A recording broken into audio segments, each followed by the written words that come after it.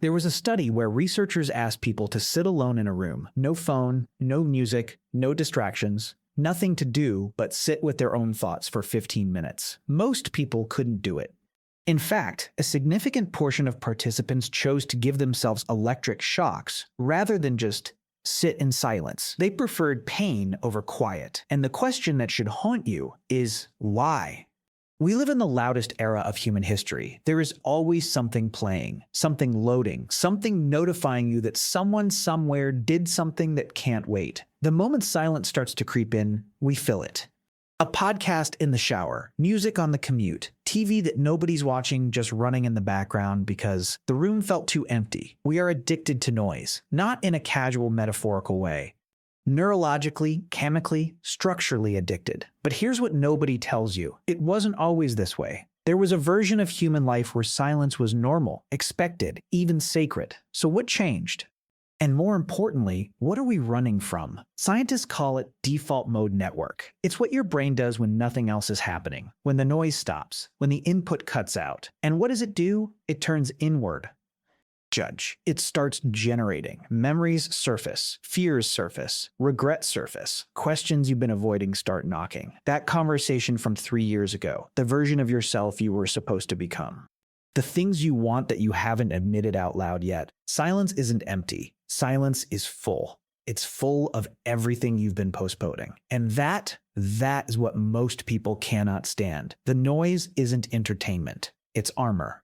But this is where things get darker. Because researchers noticed something strange. The people who had the hardest time sitting in silence weren't just anxious types. They weren't just overthinkers.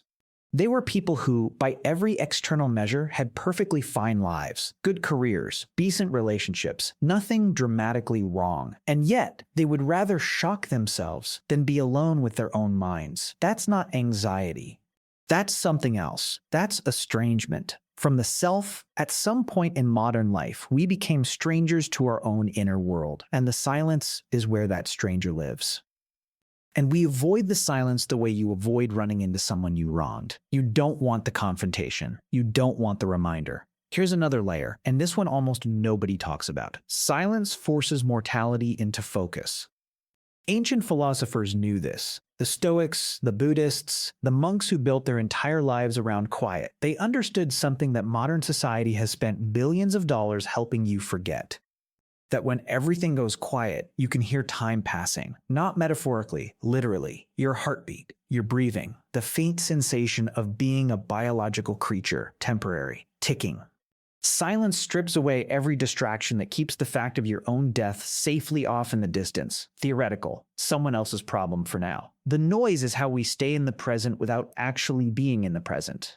It keeps us on the surface, moving fast enough that the depth never catches us. But here's the twist, and this is where the psychology becomes genuinely disturbing. We don't just hate silence because it confronts us with dark things. We hate it because it confronts us with ourselves, the real self, the unedited, unperformed, unbranded version that never gets posted anywhere. In silence, there are no filters, no reactions to read, no audience, no performance. Just you and whatever you actually are underneath all that noise. And for many people, that confrontation is terrifying. Not because they're bad people, not because they have terrible secrets, but because they've spent so long performing a version of themselves for the world that they've genuinely lost track of who's underneath. The silence asks a question, a simple, devastating question. Who are you when no one is watching? And a frightening number of people don't know. This isn't really a story about silence. This is a story about disconnection. Somewhere in the last few decades, accelerated by screens, by social media, by the relentless optimization of every waking second, we crossed a threshold, a point where the self became more of a brand than an experience, where identity became performance, where life became content, and content needs an audience. It needs noise. It needs engagement. The quiet has no likes. The quiet doesn't validate. The quiet just is. And that is profoundly uncomfortable for a mind that has been conditioned to measure its worth through external response. This is what the silence reveals. Not your fears, necessarily. Not your regrets. Not your mortality, though all of those are in there too. What the silence reveals, most fundamentally, is the gap The gap between who you present to the world and who you actually are, between the life you're living and the life you dimly sense you should be living. Between the noise you use to feel alive and the quiet that might actually make you alive. The noise is not the problem. The avoidance of silence is not really the problem either.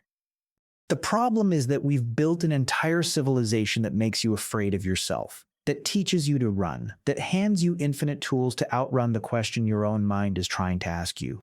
And the question is not frightening. It's actually the most important question there is. Is this the life you actually want? There's a word in Japanese, ma. It means pause, negative space, the silence between notes that makes music music. The Japanese don't experience silence as absence. They experience it as presence, as something that holds weight and meaning and beauty. We lost that. Somewhere between the first radio broadcast and the infinite scroll, we decided silence was a problem to be solved, a gap to be filled, a void to be defeated. But voids don't need to be defeated, they need to be entered. Because on the other side of the discomfort, past the itch to reach for your phone, past the creeping anxiety, past the strange grief of meeting yourself again for the first time in years, there is something waiting. Not answers necessarily. Not peace necessarily, just you. Quiet, honest, still, and alive. The most radical thing you can do in the modern world isn't to be louder. It isn't to post more, produce more, perform more. The most radical thing you can do is nothing. Just sit and listen to the one voice that's been trying to reach you this whole time, the one you keep turning the volume up to drown out.